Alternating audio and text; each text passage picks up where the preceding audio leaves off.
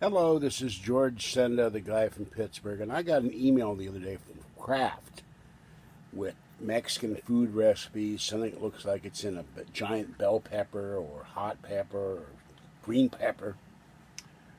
But what got me was the ad that popped up in the middle between two of the three pictures of the recipes, and I never could get the recipes to come up in the email. Just the pictures. But it makes you wonder, these ad choice ads you see in your email all the time, doesn't anybody think to look to see if this is appropriate for your email? So this is a short one, but go take a look at the picture. I copied the ad, and when I think of Kraft, I think of cremation, don't you?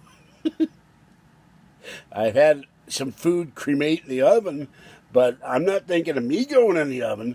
And Jews don't do oven jokes anyway. We shouldn't. But anyway, what were they thinking? Ad choice? Yeah, Kraft and cremation, they go together hand in hand. All right, this is George Senda, the guy from Pittsburgh. Have a great morning and stay warm. Oh, God. And safe out there. Bye-bye for now.